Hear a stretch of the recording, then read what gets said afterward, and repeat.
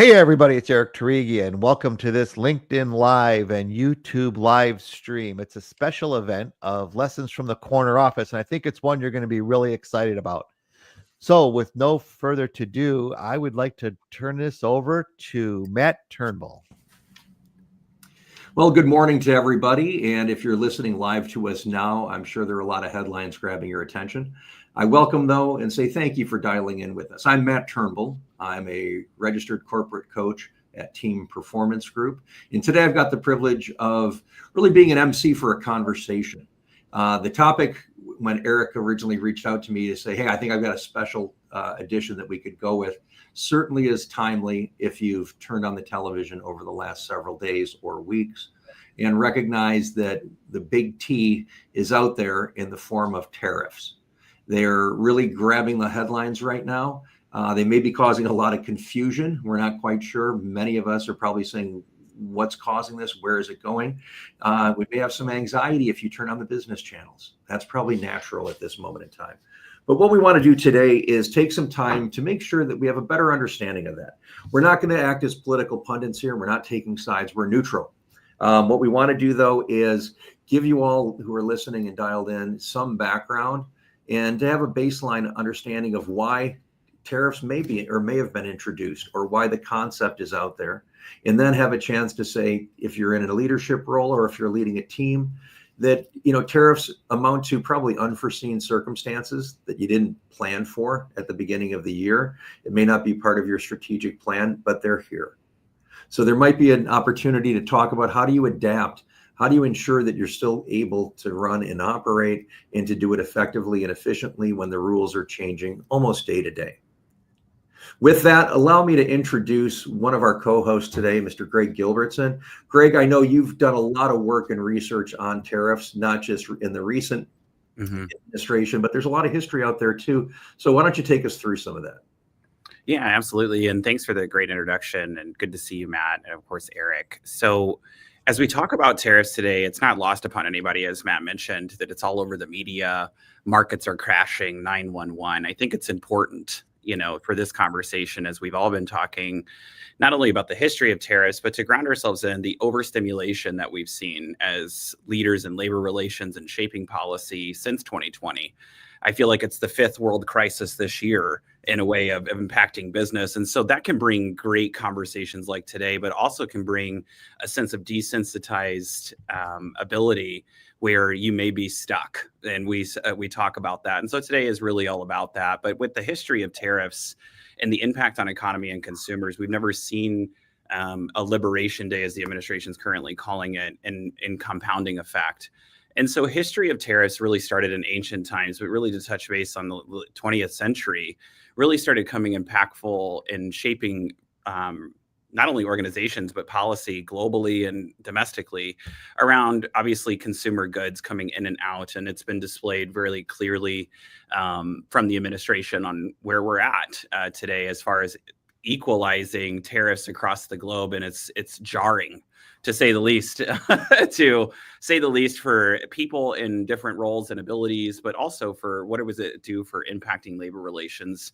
And it's great to see that not many have reacted out of fear, as we saw in beginning times, and we've seen in the past with tariffs and labor relations, and then in 2020, and obviously various things that impact our labor forces across the United States. And this is directly going to many industries. So I know a lot of people are thinking about that right now. But as far as tariffs post-World War II, where you got the World Trade Organization and these global initiatives and creating equity, and what the intention is to create equity, which is creating a lot of fear in compounding, because it's uncharted waters. And we've heard that so many times. I think we've heard that through 2020. Oh, we're in uncharted waters, it seems like monthly, but truly we are in uncharted waters as far as that. But I do think that people in our positions, as well as what we're going to talk about today, have responded well by not initially responding at immediate labor relations layoffs and making sure we take pause to see that, but making sure too that we temper those expectations on the other hand with not taking any action at all. And that's that fear. Okay.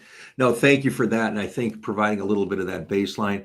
Eric, as we said, we're not going to be pundits here, but you might be able to provide just a brief, do you have an idea of where the administration, where the United States really is taking this, or what's the root cause of it?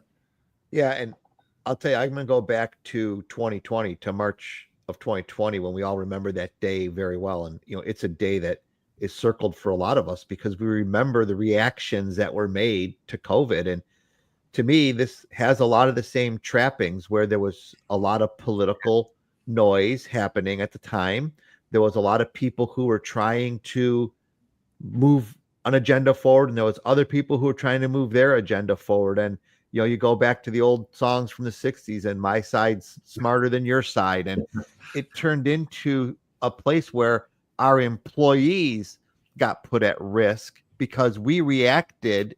So for me, when I think about a tariff, Matt, I think about, it's not the tariff that kills a company, and it's not COVID that was going to kill the companies, and it's not this reaction to a pandemic or anyone. As Greg said, we have a global conflict a month nowadays, but that's not what's going to kill us. What kills us is the confusion in our reaction. And I love analogies.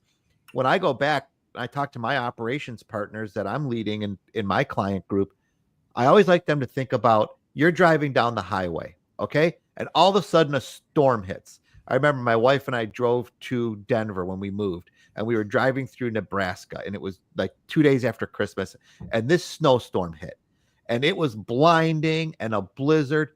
And you know what? It's not going to be the highway, and it's not going to be the road that's going to cause the problem. It's going to be people's reactions to the confusion that the storm just created. Someone's going to slam on their brakes. Someone's going to swerve. Someone's going to come to a complete stop. So I think as leaders, we need to prepare our organization or our car for those unforeseen reactions that other people are going to take. This is going to put pressure on a company. This is like pricing. It's going to be like pricing. So costs go up, pricing came down. So we're going to have to be careful in how we react, stay calm, keep our eyes on the ultimate goal, keep our compass focused, and just keep our organizations moving forward. Yeah. And, I think that, Greg, you cautioned for companies not to jump right in and start making knee-jerk reactions, but are there mistakes that companies can make, or, maybe walk us through some of the real impacts that tariffs can have on these companies, and directionally the right things to do or the wrong things that might possibly take place too? Yeah, I know there's three main components of companies. That's the stuck factor too that I speak about, is you can get stuck very quickly. And we saw this with many of those changes in previous history that we've just recently experienced, from the pandemic to et cetera, where companies didn't communicate change management really effectively. So it's important that even the tariffs are here, and we can't necessarily control that right now, that communication often and frequent is important. And that's for any crisis management. I think it's important that we define what that is moving forward for companies. But of course, you have the economic challenges with tariffs, and we're already seeing the response in the market. That's not lost upon anybody here. But as leaders, it is important to communicate frequently and often, not out of fear to lose your staff. But we learned that from COVID is, how do we communicate with the mechanisms of communication frequently and often? As I've always say, that lack of communication brings chaos. It doesn't matter if that's positive or negative environments. And so the more that doesn't mean that you have to evolve all of your cards on the table. I think we get confused about what transparency is, but saying what you know when you know it, not over communicating what you don't know out of your own anxiety, because we're all human no matter what title you have, and that you're giving the right information at the right time and as frequently as possible through as many mechanisms as possible. We saw that show up in the pandemic, and we're seeing it show up in companies now as town halls and different mechanisms where executives are aligned on the way forward, and they're very tempered and measured in their response. So I think communication frequently and often. Know that your labor force right now is doubling down. It's no secret that if you just jump on LinkedIn for a couple of minutes, the amount of unemployed individuals that we have in our labor force, that's number one. So it just becomes more competitive. But number two, inside your workforce, you're going to see more hunkering down, where just as natural consumers, in labor relations, you're going to see your employees committing longer to employers right now, setting up their personal finance to cut costs in their homes naturally. If they didn't just speed out and buy to beat the tariffs, like cars and automobiles. Automotive is a big topic today, and I know that's a lot of your guys' backgrounds as well, and what we impact at Lyra. But more importantly, know where your people are. Don't assume. as the old saying goes, assumptions are really dangerous. And so stay away from that. Communicate frequently and often. Know what you're communicating and know what game you're playing right now. This is not an economic crash in the nature of shut down all business, and respond measured. But also know where your labor force is, as we've seen just in the last, again, going back to 2020, the great revelation, the great resignation, the great reevaluation. I think we're here now where we need to know our labor force is reevaluating what loyalty to an employer means. And it's important for an employer to temper those expectations and not try to take advantage of that labor force to have that backfire. So communicate often, know the game we're playing, and make sure that you know where your labor force is standing as far as engagement surveys and such, so you can communicate as transparently as possible. Well, Greg, you bring up a great point, which is, communication. Absolutely. I have a military background. They hit us over the head with communicate. That was the way things got done under immense pressure or stress. And that's where, we're in the immediate right now. We're in the middle of that snowstorm that Eric mentioned. And I think it's very important, communicating is one thing. Eric, you could speak on this too, is from a management standpoint or an ownership standpoint, leadership standpoint. It's one thing to communicate, but is now the time, is there the opportunity to show empathy as well? Yeah, and I think that now is also the time where authenticity will be necessary and could also be born and used, right? So this is the classic, and Matt always tells me in the military, you go slow to go smooth and you go smooth to go fast. So in your non-critical times, in these non-crisis times, you need to be really working on these authentic connections with your team. So now, as Greg said, people are going to come and ask questions of us as leaders. I don't know is a perfectly acceptable answer if your team trusts you. If your team distrusts you, I don't know means there's something you don't want to tell me. When your team has trust in you and when they see that you are looking strategically at the business and you do have their best interest at heart, I don't know really translates into there's too much happening. I can't share all of it with you, but we're looking at these things. Mm-hmm. And I've always backed I don't know up with, here are the things I can tell you. Exactly. Okay. Well, now there's a couple of other things, and Greg, you can probably provide some more on that, because if you hold back, you might do that for some reasons. But are there mistakes that management or leadership makes on occasion that can really have a negative impact as well? We talked about not speaking, not giving them any insights, but are there other things that can really cause trouble along the road for them? Yes, I think the big thing that I would always challenge people to do in leadership roles is that there's always a fear, and I see this show up in many conversations in change management as I consult hundreds of different companies across the United States in various verticals of construction, automotive, and that is vulnerability. So it's really hard to be courageous and empathy when you put a tack to communication, but we miss that step. And what I mean by vulnerability is not, there's a common misconception just from Brene Brown's research, and vulnerability is weakness. And that's just certainly not true. And what I mean in the context of this conversation is, okay, so hey, everyone, I don't have all the answers, but here's what I do know. To Eric's point, more importantly, here's what I commit to. And that's frequent communication as things actively change. I've learned from that time period, if you were with that team in 2020, what we've learned. And then open it up to, I don't have all the answers because this is uncharted waters, but don't defend on uncharted waters. We saw how that goes. And simply say, here's what I can tell you. This is what it means for our business right now. And here's what we're doing about it, because this is what we can control. And I also am anxious. I'm not afraid because I'm going to lead you through it, but be vulnerable enough to create that space for empathy. Otherwise, it just becomes toxic positivity. So just be very critical around creating vulnerability and the fact that we're all human, no matter what your role is. And we're going to get through this together. And that may mean impact and conserving the company, but it really aligns everyone to understanding that the betterment is to ensure that we have the long-term vision to get through these short-term challenges. Yeah, I like the cross industry, right? Because I also have clients across every industry, as does Matt. And the one thing I found is that people leadership is agnostic, right? And we all, we work with operations to help them improve, to grow, to get better. We work with startups to help them get that next stage. How do we be?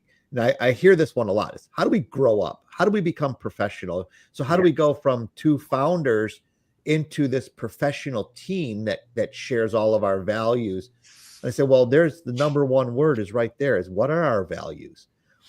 And do we have alignment around values, and do people trust us? And trust to me is the magic word. But then the next word, and Matt, I'm going to throw a question to you because I'm going to steal your host seat for a minute. But trust to me comes with another magic word, which is adaptability. And, Matt's our adaptability expert. And how do you see adaptability, Matt, as a competitive advantage as organizations try to manage through this time? Well, it's interesting because adaptability is, maybe it's the buzzword right now, but because there's constant change. And the remarkable thing is that the speed of change continues to accelerate and will for the rest of our lives. So don't expect that, okay, then we're gonna slow down once all this stuff settles out. No, we're not, because the world continues to move at a faster and faster pace. So we have to remember that do we have the ability to be adaptable? You can think back to jobs that were popular a decade ago or 25 years ago. Are they still around today, let alone still popular? And there are tons and tons of examples of businesses that were absolutely important to us. Think of Blockbuster, that doesn't exist today because there was change out there. Polaroid, if you can remember those ones too. So you want to be able to make sure that we're talking to our team about adaptability and making sure that they're well equipped for it. Because a lot of the time, if someone gets hired 15 years ago in a role and in a job description, odds are good that job description isn't the same as it was back then. And the question is are we really taking them to the next step in terms of skills training? Once people are hired and they start to work, it's work. They come to work and they work all day long. Are we really being practical and saying, the world is changing, we need to bring you up to speed in the next generation of whatever it might be? That's an important part with the adaptability. Some people are naturally wired to accept it, to be able to it's like a blackboard, erase the stuff that's there already and start with a new board or new chalk and start to think with something new. Some people really struggle with, well, wait a minute, that's how I learned it, and it has to stay that way. So we're talking more core about how do we get more and more adaptable, because individuals have their abilities, the natural abilities to adapt. There's their own character of what will drive them to adaptation. And then the environment is one that's going to have a very big impact on can they change, because some corporate environments or team environments are very rigid, and it might be very difficult for people to then embrace something new or bring a new idea to the forefront under stress. And to be able to be cognizant of that and have an idea of how your team is going to play or how your individual team members will play, I think is going to be very valuable. Because again, if we didn't have tariffs right now, we'd still be talking about the changing work environment due to things like AI. Exactly. Those things continue to change. And interestingly, I'm attending a private equity conference tomorrow, actually, that I've attended year in and year out. And 3 years ago, they just talked about, the speed of the deal. Money is cheap. Money is fast. You can take over a company, have a quick strategic plan, and get a quick exit date and valuation and things. Last year, they introduced a big word that started with the letter C that I had never heard mentioned before. They said it's important when we start assessing these deals, if we're going to take over another company, is we should really look at their culture. And I smiled and said, well, yeah, that's going to be important, because that's what's going to make or break these deals. Is will the culture of the acquirer going into the acquiree, are they going to be matched up? Are they going to be fearful? Are they going to be, anxious and have confusion? Or are they going to come over with a vision and manage through that so that you can get a smoother outcome? And I'll be fascinated to hear what, I'm sure tariffs will take front and center tomorrow, but to talk about how do you still make deals happen? How do you still go through change and conduct change? And I really think adaptability is a big element to that, and making sure that people understand where we want to take you so that you can get on, buy a ticket for that train. Great points. I really think that's really valuable. And, I always say too, with our portfolio clients and private equity and such, I love that it came up in conversation that it's culture, because it's so easy, even with the tariffs and things that we're experiencing as business owners, to say the 7 deadliest words in business are always, this is the way we've always done it. And I think I think when we apply that to culture, and so we see these circumstances that we've consistently seen, for example, companies and hiring, et cetera, all have the power right now based on market conditions to really dictate talent, et cetera.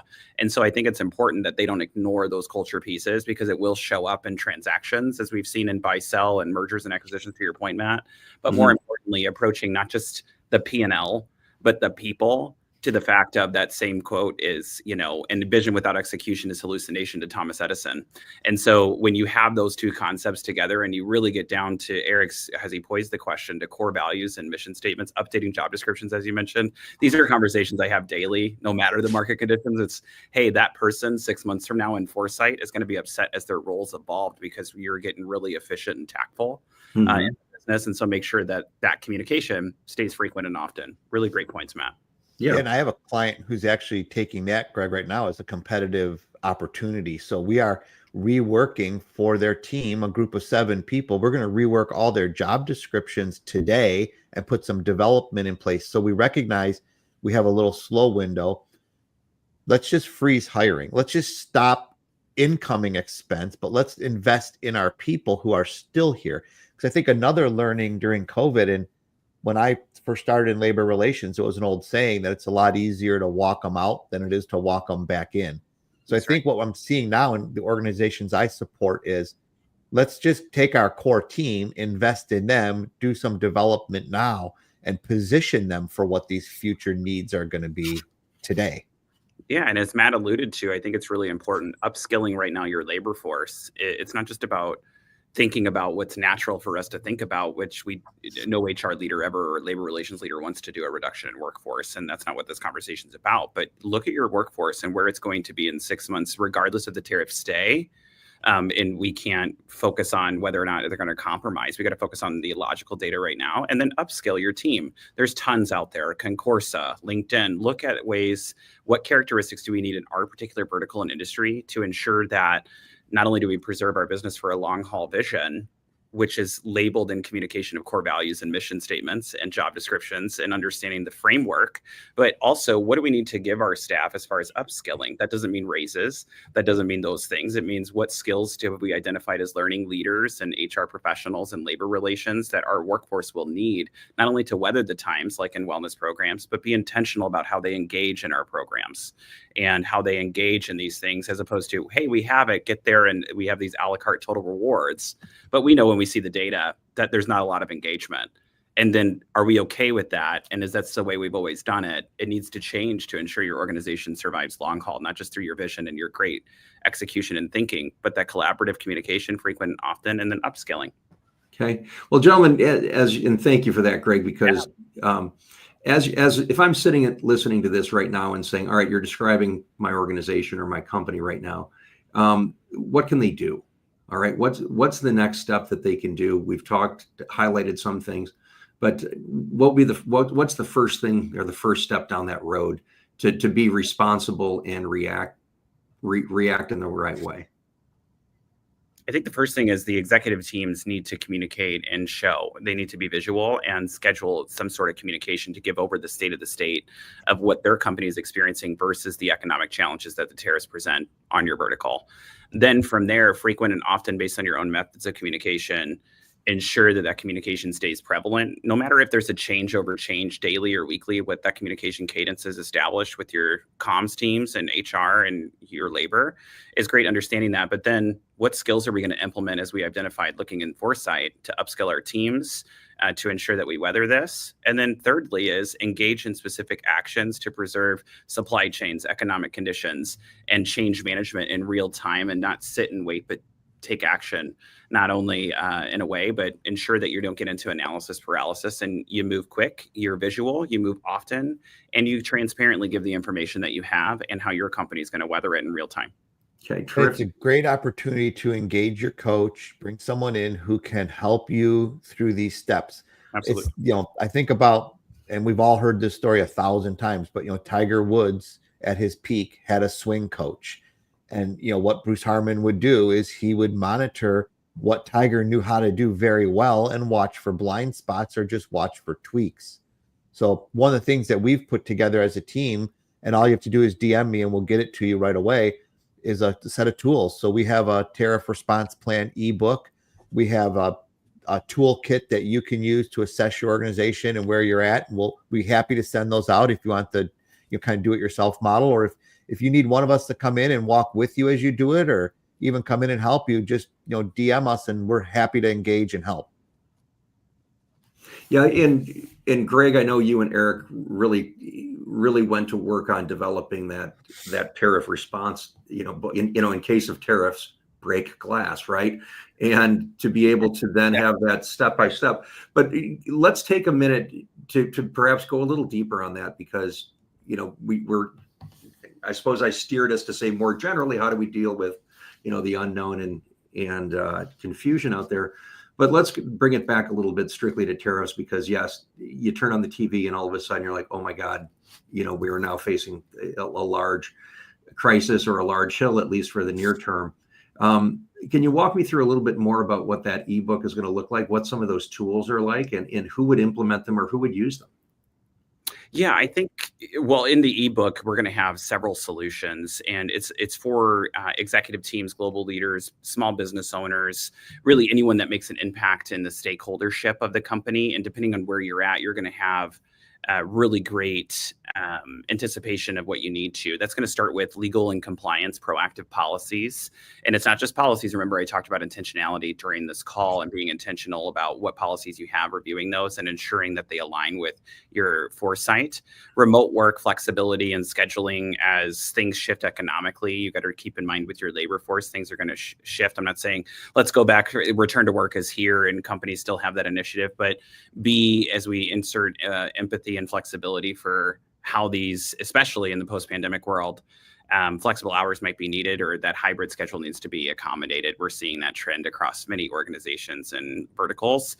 And we talk about that in the ebook, as well as employee engagement and communication. If you approach this time period with, this is the way we've always done it, when these conditions arise, and we see that, you could diagnose the situation poorly and not appropriately. So we include that. Training and development, we talked about upskilling. That's going to be in there. What upskills based on different industries and verticals need to be included in your labor. Mental health and well-being, I don't think that's ever going away. But as we go through global economic challenges, I don't think anybody is naturally going, yes, my team is not going to be stressed through this time period. Yes, we're here. This again. So ensuring we have those access points. Break down the barriers with emergency action plans, and I talk about that. EAPs are a great resource, but only 2% of organizations ever actively use them for various reasons. Fear that this is being reported to my company, etc. It's time to break down the mold and around EAPs and how we can engage our teams with that as they experience economic and right into the pocketbook of Americans. Downplaying that those things can easily go as nice to haves when they're critical. Diversity and inclusion, specifically around belonging, and not into what we've seen historically, but as that continues to evolve, ensuring that we're transparent and go back to those core values. Crisis management and business continuity is a huge piece of the ebook, discussing these strategies, not only for labor relations, leadership, how to lead in crisis situations, talking about communication, and several case studies and examples, not only that I've been a part of, since 2020, including all kinds of situations that come up in the workplace. But I shared those case studies with you. And then anticipating future needs and trends that we're going to see come out if they were to continue to stay. We've seen some countries already beginning to come to the negotiating table where that may dictate. But it's important that we stay the course. We know what vision we have, and that we're executing in alignment with that and updating in real time, to your point of agility and adaptability, Matt. That's all included in there. Well, no, terrific. And I think it's, again, I commend the work that you and Eric have already put in on this, because, for the most part, people are waking up just 3 days ago and saying, wait a second, rubbing their eyes. Yeah. It's like Alice in Wonderland, like what just happened, right? And there is a lot of response. Eric, perhaps as we start to wrap up, can you share just your thoughts on a company that has gone through crisis management before, that's done some things right, and just highlight some of the things that they did too, and not to name names, but to say, oh yeah, there's an example here. Yeah, and I'll tell you that I watched an organization, and then I joined them as their kind of COO to help coach them through a change. And crisis mode had put them basically into liquidation, and they were if you speak to the owner, he would say the match was actually lit. I just hadn't dropped it yet. Mm. And we were able to slow everything down, take a realistic look. There was a lot of stuff we had to fix. There was broken bricks in the foundation, but we just worked on them. We engaged our employees as teammates, and a lot of people had really good ideas, and a lot of people had some frustration that when you unwrap that frustration was around some core things that we had done, got back to our values. And that organization today has an annualized revenue of $3.5 million for 2025. Now, is that case typical? Maybe, maybe not. But I have never seen an organization that I didn't support in some way or fashion, that when we focused on operations and focused on employees, and then as Greg likes to tell me, collaboration is the new commodity. I've never seen an organization that didn't see a lift in profitability or a reduction in expenses by doing that. Okay. No, thank you. And Greg, as we go to wrap up too, I'll speak occasionally in metaphor, but I'm reminded of the children's story of Chicken Little. Mm. All right. Chicken Little, we all know, every day reported the sky is falling, the sky is falling. And I know that right now that's how most of us feel. The sky is, if I turn on any source of media, my God, the sky is falling fast. But are you able to give us a little deeper perspective on that perhaps the sun will still rise tomorrow? Yeah, what a great analogy, because I think that's also the blessing and not, a silver lining. I don't know if it's a blessing of all the impact we've gone through, where it can be like the sky is falling again today. And that can also, on one hand, say it's going to be okay, because we've experienced so many things so quickly, which can innate people not to take action. So I think it's great that as a culture, we're like, yep, it's here. This is happening economically, where we may have what we've learned from responding to the pandemic as an example.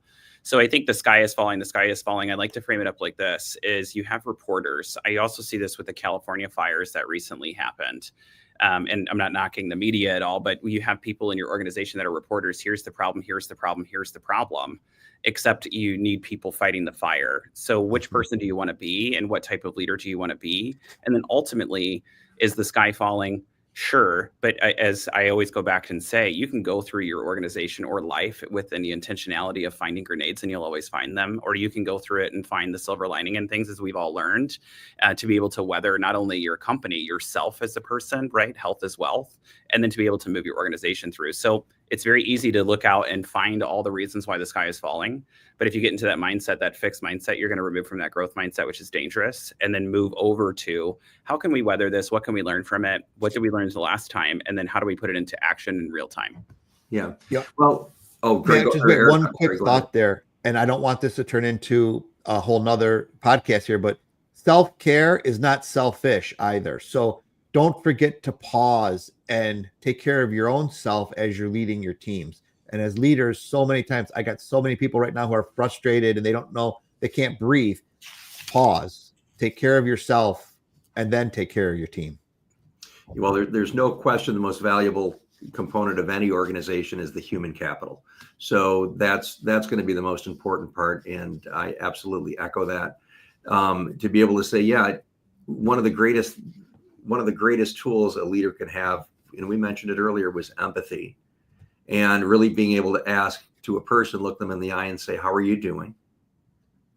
And not hold them at that face value when they say, oh, I'm fine. Because back in 2020, I would call people, because we were all remoting, and asking people how they were. They'd always say fine. And then I wouldn't take them at that level. I'd say, well, tell me, where are you working right now? And the biggest answer that I ever had that resonated was a person that said, I'm sitting on the floor in my closet with the door closed. And I said, do you have a desk in there and a table or anything? They said, no, I'm cross-legged, sitting on the floor, working off of my iPad. And I go, by 10 o'clock, how do you feel? And they said, I can't move. My joints are locked. My eyes are strained, etc. So I then followed back up and said, so how are you doing? And then they paused and unleashed a really rated R version of how they really felt. And they then finally said, you know what? No one's asked me that. You're the first person to really necessarily care. And I offered that perhaps that's a reflection of the organization that you work for. And you might have been, not that this is a good message, but it may be a message from high up above as to where you want to spend the rest of your career. And they're like, oh my God, did you just tell me that? And I said, no, I asked you to think about it. And to be able to say, we go through some of these changes, with COVID in 2020, yeah, we all were sent home. It was a massive disruptor, but lo and behold, things balanced out, they settled, and then they moved back up again. And there's been that return to normalcy, as you said. We're talking with financial distress right now with capital markets, but I've got some old experience dating back to last century, I guess. And I've always noticed that when we have some sort of a bear market or an event like this, traditionally on reflection, I've always told people they're unexpected, they're violent, and they tend to be over before we really have the ability to respond. I'm not going to say that this is the case for this one. Who knows? But I also offer that more hindsight is always 2020. And the remarkable thing was, despite the current situation that we were in, the markets were at all-time highs immediately before we entered this event. So, there's there is another podcast on behavioral finance and behavior around that. And we won't go deep on that, but to recognize that, put it into perspective. And that's where echoing the sentiments, Greg, that you and Eric both emphasized from a leadership standpoint, always have your vision, speak to the team about it, keep them updated with constant communication. And ultimately, it's safe to say, I don't have it all right now, but here's what we're doing right now. Exactly. And I think that ultimately brings a lot of respect and acknowledgement of that there is that human capital piece too that you talked about, identifying that, yeah, it's all right to feel nervous because we all are right now. Yep. And to be able to say that, it's natural. It's a gut check for all of us. So, gentlemen, are there any other closing thoughts before I wrap up and say thank you all? Because Eric and Greg, I'll start with you. Any last comments? Yeah, how I opened the call with the lack of communication will create chaos. So dive into the tools that Eric's going to provide for you, whether you want to do it yourself or engage, and make sure that you have the right communication. You know exactly where you're going with your human capital as far as upskilling, and make sure you check your thinking of this is the way we've always done it. Okay. Thank you, Greg. And Eric, how about yourself? Yeah, I would just end with, this is a time period that's not going to test our strength under pressure, but it's going to demonstrate it. And our teams need us to lead, and that's what we're paid to do, and lead through this challenge, and we'll have stronger organizations. Because to Matt's point, this has happened 5 or 6 times in the past 200 or 300 years. And if you look at the period that follows right after it, there's grand prosperity. So abundance will come, prosperity will come. How we lead our team through will define where we're at in that. Okay. Well, gentlemen, you both referenced it, and I want to ask again, is you've created the tariff response ebook, and there are assessments around that too. How do I ask for those? How do I get them? The best way right now is just send me a DM on LinkedIn or post it on the chat or put it onto the YouTube feed, and we'll find it for you. You can reach out to eric.torigian at chrosolutions-us.com. And I'll let Greg give his contact information as well. Or you can reach out to Matt directly, Matt Turnbull at Team Performance Group. Yep. And then you can reach me at Greg at Gilbertsengroup.com is my direct email, or send me a DM. And I work with Lyra as an advisor. Excited to, work with you guys. And then, of course, this group here, the conversation was wonderful. Excited to give you guys the tools. Okay. Well, gentlemen, thank you all. Thank and you. For those listening too, I want to thank you for spending the time with us. We hope that it's insightful and that the opportunity for you to be better equipped going forward when we go through these stages of uncertainty, maybe not just for today, but unfortunately, there'll always be another one sometime on the horizon. Sure. And this can be valuable too. So have a great day, talk to your team, and we wish you the best of luck, and give us a call. Thanks very much.